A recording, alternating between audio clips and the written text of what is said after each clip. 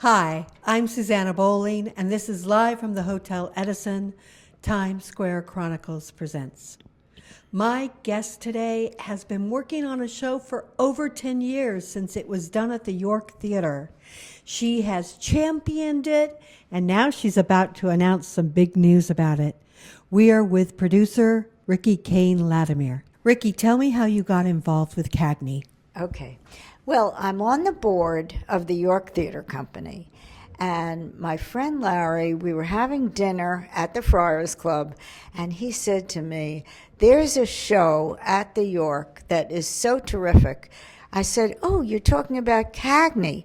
He said, "Yes, it's singing and dancing," and he just was so. And I said, I love that era of Jimmy Cagney and that Yankee Doodle Dandy, Grand Ole Flag, Give My Regards to Broadway, a lot of Georgia Cohan, and I've always loved patriotic music.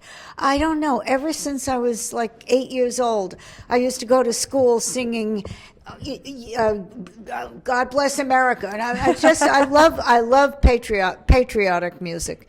So I fell in love with Cagney. We had it at the York, and I said, you know what? I must bring this show to the next level because it's a story of a great American icon, Jimmy Cagney.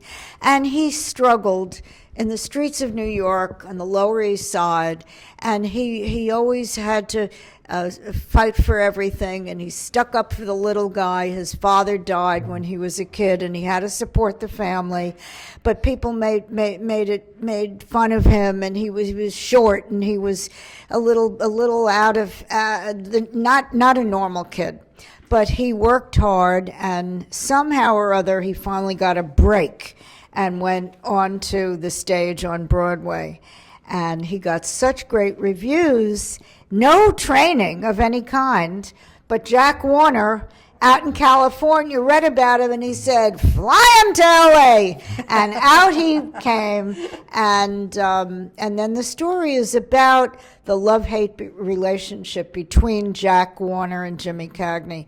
And that wasn't easy because Warner always wanted him to be a tough guy and a thug, and he wanted to be a song and dance man. Oh, so that's why we have the diversity and types of what we see him do. That's part of the conflict of the show.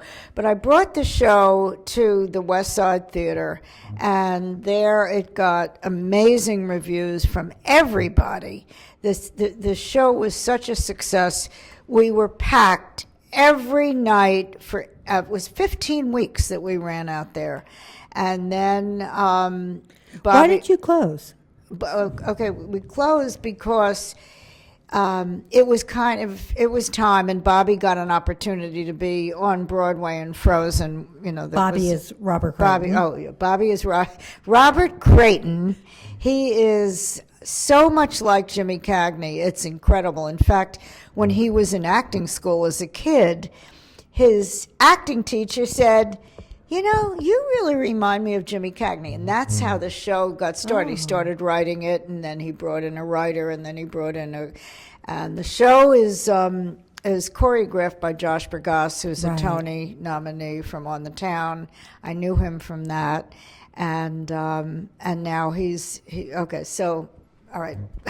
I'll let you ask the questions. I can talk forever about my favorite subject. Let's go backwards, actually. How did you get involved in theater? Well, for years, I ran a company called Metro Kane, which is a housewares company, I founded it, and it ran for 31 years. We created the famous Rabbit Corkscrew and a whole line of wine accessories. We sold the business in 2014, which it was just time to sell it. And thank God we did, because you don't want to be in that business now. Right. But the timing was perfect. And after that, my husband passed away, and I was like, I came out of the company great, but my dear friend Barbara Freitag said, would you like to come with us to London for Memphis. We're doing Memphis and London. I said, no, I don't know. There's no way I would invest in it. I want to get in Broadway or theater. No. And then I thought about it. I said, to myself, I said, I love theater. I love the show Memphis. I saw it twice. And what the hell? I don't have anything else to do. My husband's gone. I came out of my company very well. And I said, you know what? I called her up. I said, Barbara, I'm interested. I want to go to London. I went to London. I invested in Memphis. Unfortunately, it didn't pay back, but it was a great production. It was a great show. I'm surprised it didn't pay back.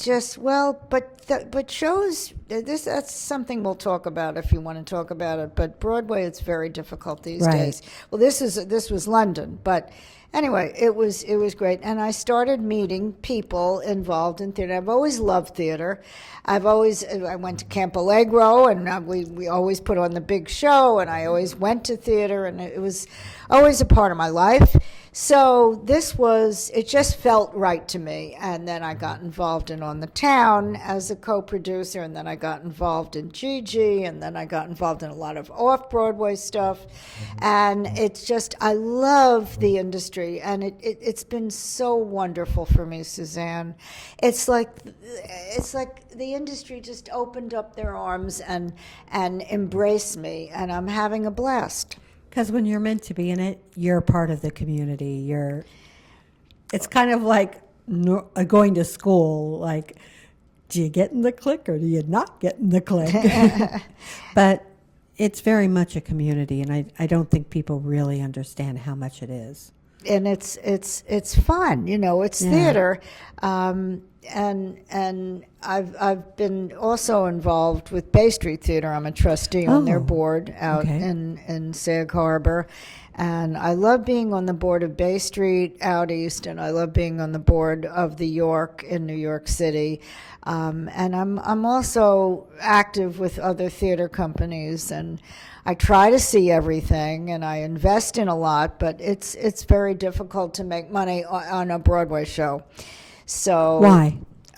Because it's just so expensive in terms of the rent and in terms of the unions, and it's like today a musical. I mean, there almost isn't a musical on Broadway that has a capitalization less than maybe $18 or $20 million. It's so expensive, and the ticket prices are very high. But it's just. I mean, there have been shows. The last show, the two shows that I really did well with in terms of being an investor were Come From Away and Dear Evan Hansen. Those two shows really made money. But if you think about it, they're both small Broadway musicals. They're not big shows like On the Town or Gigi. Well, were you guys in Dear Evan Hansen? Were you included in the film version? No. Absolutely not. Were you included in the tour? Yes, I did go on the tour. Absolutely, on the road tour. So those two shows made money, and then there was a play that I got involved with called Enemy of the People. Oh, right. And that was with Jeremy Strong, and that did great. But for the most part, it's difficult. So my show, Cagney, which did great off-Broadway, and then we brought it to West Side Arts. Then I met Kate Edelman Johnson. Kate Edelman Johnson lives in California. Her father wrote and produced 14 Jimmy Cagney movies, including White Heat, which is very much a part of our show. I think I met her with you. I'm sure you did, because she lives in LA, but she's on the board of the Actors Fund, now the Entertainment Community, and she's in town often for all kinds of events that they have, and also because of Cagney. So Katie and her godfather was Jimmy Cagney, and she kept coming every time. She's that same lady again, Oh my God, I wonder why she keeps coming.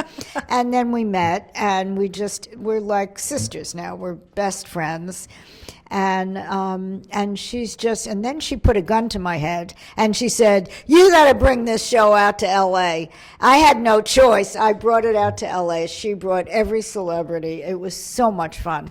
And we brought it to Salt Lake City, and we did a workshop in London. And now, I'm so excited to announce. I am excited too.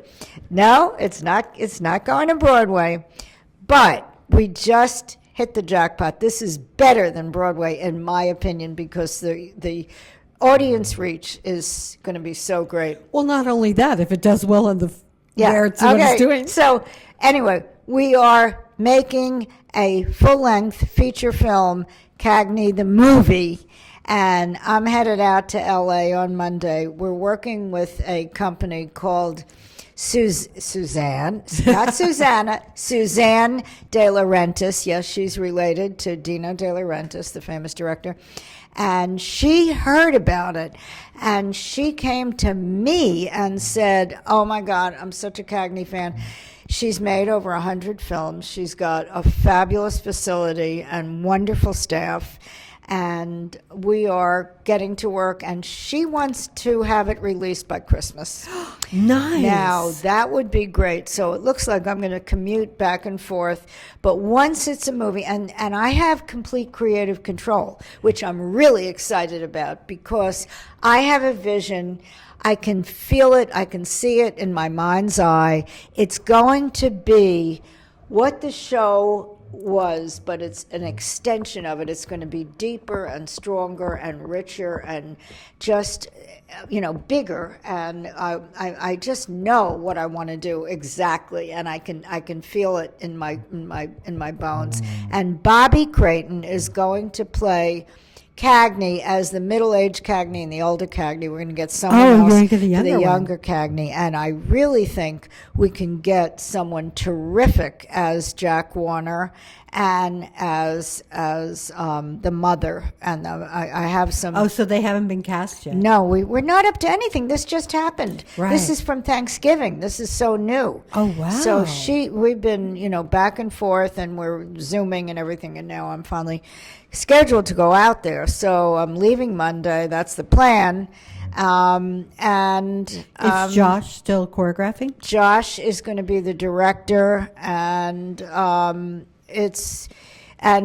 have a lot of, we're working on the care, we're working on the staff for it and the people involved, but When do I'm you just start so shooting, excited. do you know? Pardon? When do you start shooting? Oh, I have no idea. Right now we're working on the screenplay. My writer happens to live in L.A., and he's working with the De Laurentiis writer, and they're working together to transfer the story from the stage to the screen. And Peter Colley, the writer, has he said, "Riki, this show will transfer so smoothly because it's going to be a fluid transfer, but it's going to be bigger and grander."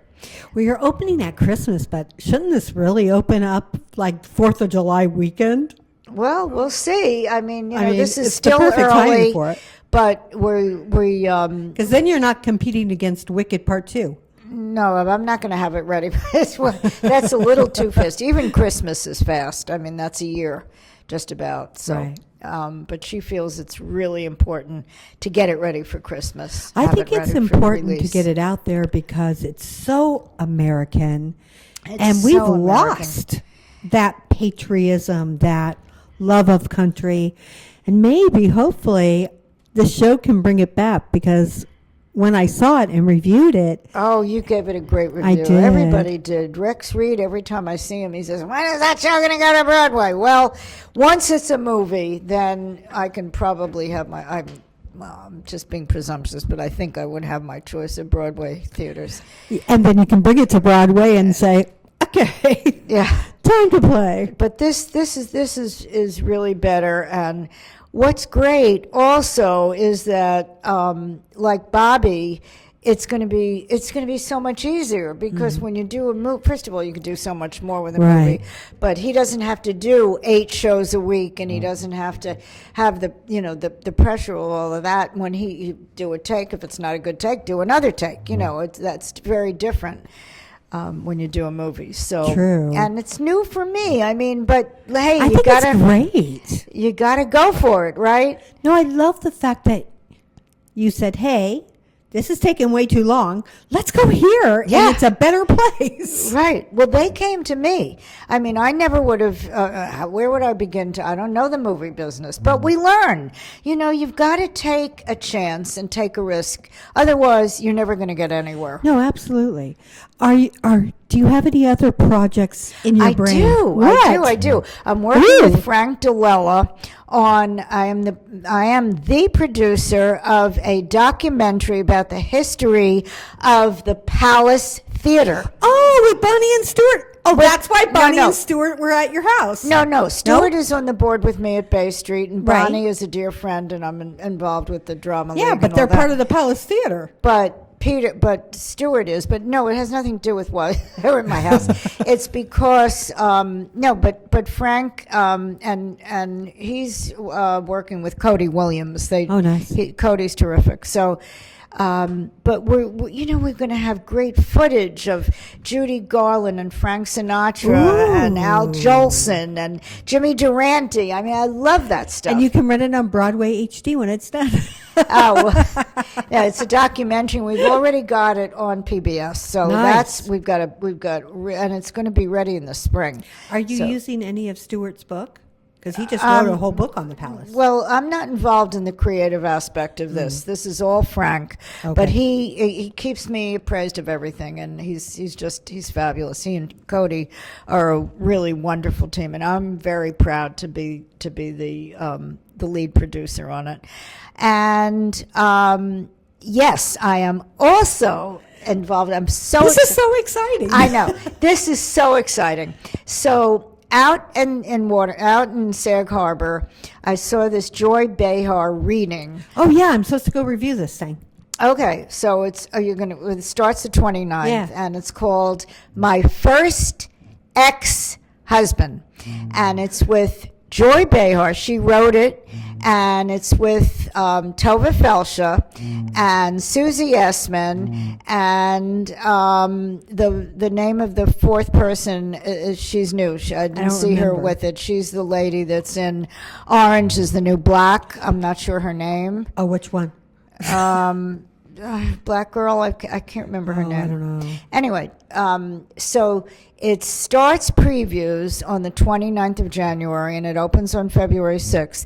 And Joy, all she did was mention it on The View, and lo and behold, we got like $300,000 worth of tickets sold. So tickets are selling like gangbusters. Now, here's an example of something that has a budget of $600,000. I know it's going to make money, and Oh, yeah. I am really excited about this. I'm going to be co-producer on it. Hopefully, I'm going to partner with Jamie DeRoy on it, so that'll be Is really fun. Rose Caiola is also Rose. involved, right? Rose is the lead producer, and it's her theater on West 66, I think it is. Yeah, I haven't been there yet. I can't wait to see it. It's a whole complex. It's a beautiful 200-seat theater, but it's also, they teach dance and they teach voice, and they have it's a Oh, I complex. think I've been to this complex. They used to do the kid shows there. I don't know. Maybe, I think probably. they did kid shows, and I They've reviewed done a one. lot there, but I love Rose and I love Joy Behar, and it's very funny. And the funniest of all is when Tova Felsha does this shtick about being married to an Orthodox man. I gotta tell you, I was rolling on the floor. It was hilarious. She's a tremendous, funny lady. I love her work. That is one thing I'm involved with. And then at the York in the fall, we're doing a show called Up with America that Douglas Carter Bean wrote and is directing, and that's going to be a lot of fun too. How did you get Douglas Carter Bean at the York? Well, I don't know if I'm supposed to say this, but he was bringing this show to the Lucille Lortel Theater, and then I don't know what happened, but it fell through. And so he contacted the York, and our new interim artistic director, Joseph, said, "Riki, we have to look at this. It's really something that we should." And so he did a little presentation, and it stars Julie Benko, who we love, and did it at his apartment, and it's hilarious. I think he thinks it's the funniest thing he's ever. He's a funny guy. He is a funny guy. So I think America is ready for funny. Oh, I think so. Highly funny. Something that most people don't know about you is you play the drums. Oh, if you want to call it that. I fake it. I tell you, I did take drum lessons, and I'm always, I love to do that. But my real passions in life are tennis and Scrabble. Really? Yeah. Besides theater, of course. That. Oh wait, is you number have one. to play with Pat Addis, 'cause she's a big Scrabble fan. Oh, she is, huh? Yeah. I bet I could beat her. I bet I know you could beat me, because I am the world's worst at Scrabble. No, well, that it's like I managed to get a game in. I play internationally. Oh, really? Yeah, I don't play in a person in live. I did that a long time ago. But, yeah, I love Scrabble. Oh, wait, so that's why you have Riki in Scrabble letters. Oh, that's right. But before I had Metro Kane, I had a syndicated newspaper column called Wordy Gurdy by Tricky Riki, and I was in 150 newspapers. I was syndicated through United Feature Syndicate. I was in the Chicago Tribune. I was in the Daily News, not the Post, Daily News, and Newsday. I did not know this about you. Okay. Well, I did it for 8 years, and it was a lot of fun. And what was it about? Oh, it's a rhyming word game. So it was just, it like if I said to you, obese feline, one syllable, the answer is fat cat. If I said to you, ominous clergyman, 3 syllables, the answer is sinister minister. But you got boxes, and we always invited readers to submit their own original wordy-gurdies, and I was bombarded with You should do this wordy-gurdies. for the Times Square Chronicles. Okay. I'm serious. I would love to have something like that. Well, United Feature Syndicate was wonderful, and they used to send me all over the country to do local talk shows in towns where it was in the paper, and I had so much fun with it, and then I guess I kind of got bored, and so I had to do something. And I found my company, Metro Kane, and that's a whole other story. You don't want to hear that. No, It's I funny. love talking to you, because every time I do, I learn things that are shocking and fun and things that I don't know about, and I'm like thrilled. I'm now in my 4th career, because before Wordy Gurdy, I was in advertising, and our big client was Fabergé, and it was for Fabergé. I just want to tell you this real quick. They wanted a commercial for television that applied to all their products, just a general Fabergé, and I came up with the idea of getting the music from Cabaret. Right. So it was "Come to the Fabergé, my friend." I remember this. And I wrote this commercial, and it was so successful. Wondering what you should give for the holiday. Come to the Fabergé, my friend. Come to the Fabergé. Give Xanadu. It's something new. Give Aphrodisia, tigress, would you? Give a golden ball of Kiku. And for the men, give the great smell of brute. Just right for the holiday. Come to the Fabergé. And we got that music God, I love for this. $25,000. Really? I don't know how we did it, but we got the music and we got the rights. Who wrote the and lyric? I wrote the lyric. Oh, you wrote the lyric. I was a writer. I was a copywriter in advertising. Oh my God, you're like Mad Men. Well, I don't agree with that show. I watched it. This isn't the way it was. Sorry, not my thing. But I love movies. I have to tell you, movies. I'm very involved in the Hampton Film Festival. And now you're involved in your own film. But now I am. Now let's see where that goes. I mean, this is all very new, but I've not been this excited about anything for a long time, and this is really over the moon. So, and this woman, Suzanne De Laurentiis, is terrific. She's gung-ho. So, Well, I am so glad that you agreed to come be my guest here oh, today. my pleasure. Are you kidding? Is there anything that we haven't talked about that you definitely want our audiences to know that I didn't ask? I just definitely want our audiences to know that they should be looking for Cagney the movie. And this is going to be like, I think, an old-fashioned musical. I mean, the music is half George M. Cohan and half original music. And it's just such a wonderful, I feel so good about this show, and now I know I'll feel even better about the movie. So all I want them to know is that I think it's going to be great, and I hope that they come see it. I love it. I am so grateful to Riki, Kane, Larimer for coming on to this podcast and sharing this amazing news with us. I'd like to thank Magda Katz for filming us and always making us look and sound good. To Romuald Gopez and the Hotel Edison for giving us a home and a place to air this podcast. I'm Susanna Bowling, and this is live from the Hotel Edison. Times Square Chronicles presents. I always forget my part of it. You did great. Great. I just got to change dress, and I'll be right back.